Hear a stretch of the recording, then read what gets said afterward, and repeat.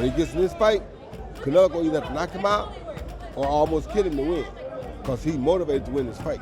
Yeah. He ain't coming there to give up nothing. Charlotte Daly of Male Sport Boxing, joined by Roy Jones Jr. How are you doing? Doing great. How you doing? Yeah, not too bad. It's always great to be back in Las Vegas, especially for a big fight week. Can you feel the buzz? Oh, yes. You always can feel the buzz. I mean, this is what boxing is all about.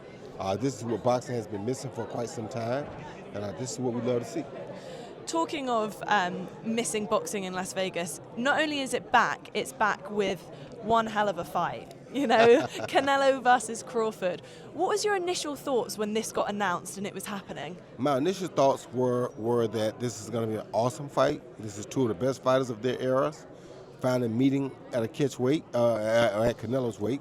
And I'm thinking it's going to be a great night, and I still think just that. I think this is one of those fights that you can't miss. It has to be a good fight. Mm-hmm. We talk about this fight, and everyone says it, but why would someone like Canelo take this? Because of the fact that he's already the face of boxing. If he loses to the smaller man, that's obviously something people are going to talk about for a very long time. What do you think it is that makes him want this fight? For me, if you weigh the landscape, everybody wants to see him fight the monster, but the monster's a bigger guy and a bigger challenge and a bigger threat, in my opinion, because he's bigger. But you're going to get probably not even a quarter of the money you're going to get to fight Bud Crawford.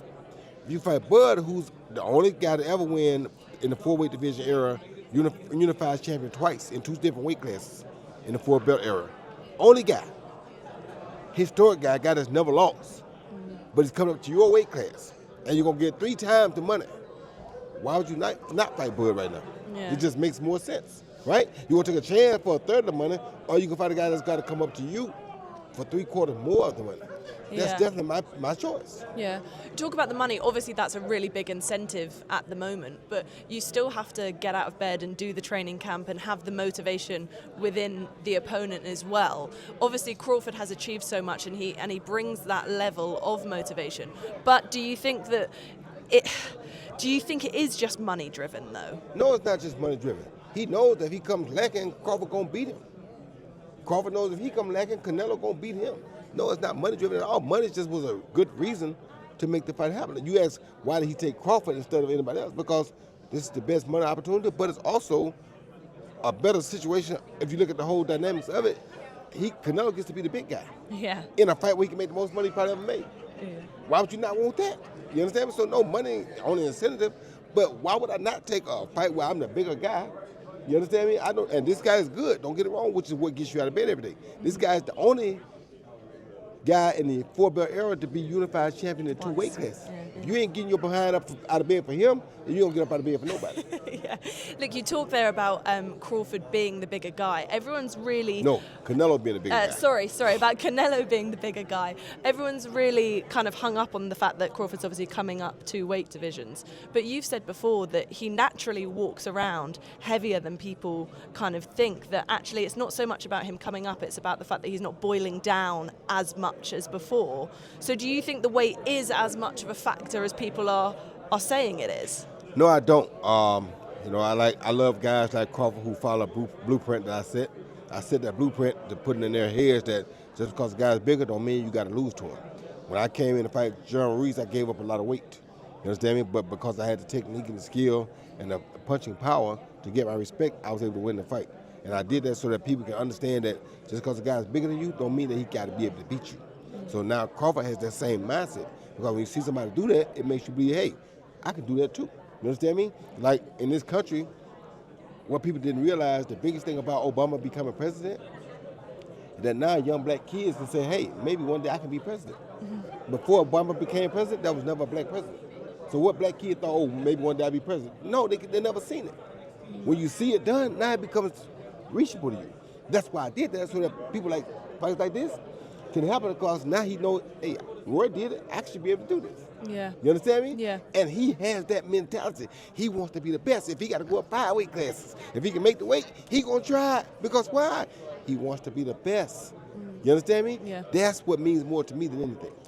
You set that tone and you did it yourself. Obviously, Crawford has done it as well and continues to do it, but not all boxers are willing to kind of take that risk. It almost feels like people are doing it now at the moment because the payday is higher, but but people have been reluctant, and we went through a stage in boxing where it was stagnant, that people weren't taking on the challenges. Why do you think that is? Do you think people are just too scared of the idea of losing the O? Is that the problem? No, they were holding their O until they can make enough money to go out there and risk the O, which makes sense. And that's the beautiful thing about what guys like Floyd Mayweather did. He showed them that if you hold your O until it's worth the risk to lose it, then you hold it until it's worth that risk. Now Turk is making it worth that risk.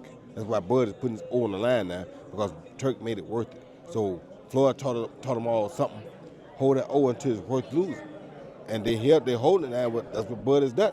He's held that O until it's worth losing. And now he can put it on the line because he's getting paid for it. And that's what guys try to do. But because of that, them trying to do that, a lot of times before Turk came, there was nobody paying that kind of money. So yeah, we were losing the big fights because the money wasn't there for guys to put their O on the line. Yeah. You understand me? So you kind of sympathize with those guys because you do understand why the fights weren't being made, but at the same time, it's a hard balance. Yeah, yeah. What is that mentality like, though, fighting with an unbeaten record? Because there must be an element of fear of sustaining that first loss, whether it's the public opinion of you, what's written in the newspapers, how you personally feel. What is it like, the fear of losing that? To be honest with you, when I was undefeated, until they gave me a disqualification loss, if they would never give me that disqualification loss, I probably never would have lost. Because a guy that don't want to lose fights like he don't want to lose. We fight like we have a confidence about us that we got to O because, not because we're scared to lose, because can't nobody beat us. You understand me? Now, when they give you a one and take the O away from you, you lose that dynamic. You understand me? I lost that dynamic when they disqualified me and took my O away. Yeah. I didn't lose it, they took it away from me. So, of course, it pulls you down, son, because now you don't have an O to protect. People don't understand why I like to take my young fighters and get some sort of a title put on their waist early. That title creates responsibility. Yeah. That O also can create responsibility, but that title creates a different responsibility because you ain't got to have an O to have a title, and that title still gonna give you responsibility. So it's the same thing, same concept. Yeah, it is interesting with fighters, just the mentality and kind of that side of it all. With Crawford, we've said before that he's hungry, he's still hungry. When you talk about him being hungry, does that benefit him in terms of in camp, or does that benefit him in terms of in the fight? It benefits him both, in camp and in the fight. People don't know, since his fight with Madrimov, he's been working on building his body up for this fight. Because he knew where he was going. Yeah. That's motivation. When he gets in this fight, Canelo will either have to knock him out or almost kill him to win, because he's motivated to win this fight. Yeah. He ain't coming there to give up nothing. Yeah. You're going to knock him out or you're going to lose to him. Yeah. There's that motivation, but he's also got that chip on his shoulder. Of course. Do you think that's because he hasn't got the recognition he deserves yet? Like, a lot of fighters don't get that recognition until they actually retire. Do you think that's where the chip comes from with Crawford? I ain't going to say he haven't got the recognition yet. He hasn't had but one fight that people really gave him true recognition for, and that was against Errol Spence. Yeah. You understand me? Masterclass. Now he had been hunting for that for 5 years. Now he finally got it. He wants more of that. Yeah. That's the feeling he's been looking for. This is an opportunity for him to get more of that. Mm-hmm. So he's thirsty for that winning energy, that winning mindset, that being on top of boxing mindset. He want to be the alpha dog, like every boxer should want to be. Mm-hmm. And now he gets a chance to get paid for it and prove it. He's in heaven. Yeah.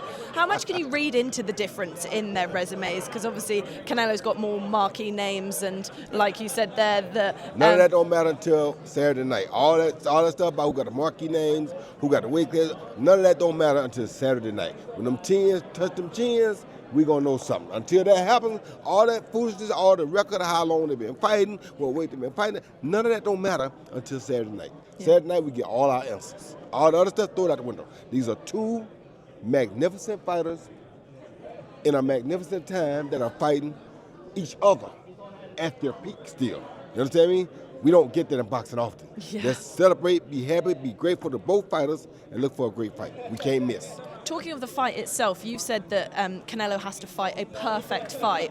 What does a perfect fight look like for you? What does Canelo need to produce on Saturday? To me, for Canelo to win a fight, he got to dominate almost every